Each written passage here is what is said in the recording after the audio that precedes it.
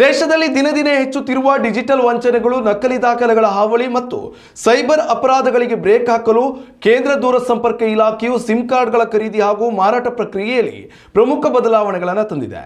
ಇನ್ನು ಮುಂದೆ ಗ್ರಾಹಕರು ಹೊಸ ಮೊಬೈಲ್ ಸಂಪರ್ಕವನ್ನು ಪಡೆಯುವುದು ಮೊದಲಿನಷ್ಟು ಸುಲಭವಾಗಿರುವುದಿಲ್ಲ. ನಕಲಿ ಸಿಮ್ಗಳ ಬಳಕೆಯನ್ನು ಸಂಪೂರ್ಣವಾಗಿ ನಿಯಂತ್ರಿಸುವ ಉದ್ದೇಶದಿಂದ ಈ ಕಟ್ಟುನಿಟ್ಟಿನ ಮಾರ್ಗಸೂಚಿಗಳನ್ನು ರೂಪಿಸಲಾಗಿದೆ. ಹೊಸ ನಿಯಮಾವಳಿಗಳ ಪ್ರಕಾರ ಸಿಮ್ ಕಾರ್ಡ್ ಮಾರಾಟ ಮಾಡುವ ಪ್ರತಿಯೊಬ್ಬ ವ್ಯಾಪಾರಿ ಅಥವಾ ಫ್ರಾಂಚೈಸಿಯು ಸಂಬಂಧಪಟ್ಟ ಟೆಲಿಕಾಂ ಕಂಪನಿಗಳ ಬಳಿ ಕಡ್ಡಾಯವಾಗಿ ನೋಂದಣಿ ಮಾಡಿಸಿಕೊಳ್ಳಬೇಕು. ಅಷ್ಟೇ ಅಲ್ಲದೆ ಪ್ರತಿಯೊಬ್ಬ ಮಾರಾಟಗಾರನಿಗೂ ಪೊಲೀಸ್ ವೆರಿಫಿಕೇಶನ್ ಕಡ್ಡಾಯಗೊಳಿಸಲಾಗಿದೆ.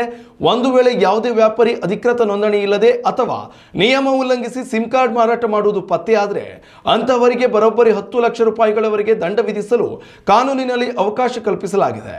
ಗ್ರಾಹಕರಿಗೆ ಸಂಬಂಧಿಸಿದಂತೆ ಒಬ್ಬ ವ್ಯಕ್ತಿಯು ತನ್ನ ಹೆಸರಿನಲ್ಲಿ ಗರಿಷ್ಠ 9 ಸಿಮ್ ಕಾರ್ಡ್ಗಳನ್ನು ಮಾತ್ರ ಹೊಂದಲು ಅವಕಾಶವಿರುತ್ತದೆ. ಈಶಾನ್ಯ ರಾಜ್ಯಗಳು ಹಾಗೂ ಜಮ್ಮು ಕಾಶ್ಮೀರದ ನಿವಾಸಿಗಳಿಗೆ ಈ ಮಿತಿಯನ್ನು 6ಕ್ಕೆ ಸೀಮಿತಗೊಳಿಸಲಾಗಿದೆ. ಇನ್ನು ಮುಂದೆ ಸಿಮ್ ಖರೀದಿಸಲು ಕಾಗದ ದಾಖಲೆಗಳ ಬದಲಾಗಿ ಸಂಪೂರ್ಣ ಕಾಗದ ರಹಿತ ಡಿಜಿಟಲ್ KYC ವಿಧಾನವನ್ನು ಮಾತ್ರ ಬಳಸಲಾಗುತ್ತದೆ.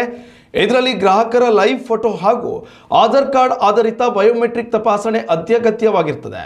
ಮತ್ತೊಂದು ಪ್ರಮುಖ ಬದಲಾವಣೆ ಎಂದರೆ ನಿಮ್ಮ ಚಾಲ್ತಿಯಲ್ಲಿರುವ ಸಿಮ್ ಕಾರ್ಡ್ ಕಳೆದು ಹೋದಾಗ ಅಥವಾ ಹಾನಿಗೊಳಗಾದಾಗ ಪಡೆಯುವ ನಕಲಿ ಸಿಮ್ ಕಾರ್ಡ್ಗಳಲ್ಲಿ ಅದು ಸಕ್ರಿಯಗೊಂಡ ಮೊದಲ 24 ಗಂಟೆಗಳವರೆಗೆ ಯಾವುದೇ SMS ಸೇವೆಗಳು ಲಭ್ಯವಿರುವುದಿಲ್ಲ. ಬ್ಯಾಂಕಿಂಗ್ ವಂಚನೆಗಳನ್ನು ತಡೆಯಲು ಈ ಒಳಬರುವ ಮತ್ತು ಹೊರಹೋಗುವ ಸಂದೇಶಗಳ ನಿಯಂತ್ರಣ ಕ್ರಮವನ್ನು ಜಾರಿಗೆ ತರಲಾಗಿದೆ.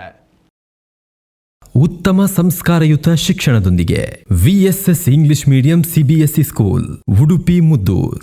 ನರ್ಸರಿಯಿಂದ 10ನೇ ತರಗತಿವರೆಗೆ ಶಿಕ್ಷಣದ ಜೊತೆಗೆ 5ರಿಂದ 10ನೇ ತರಗತಿವರೆಗಿನ ವಿದ್ಯಾರ್ಥಿನಿಯರಿಗೆ ಉತ್ತಮ ಹಾಸ್ಟೆಲ್ ಸೌಲಭ್ಯವೂ ಇದೆ.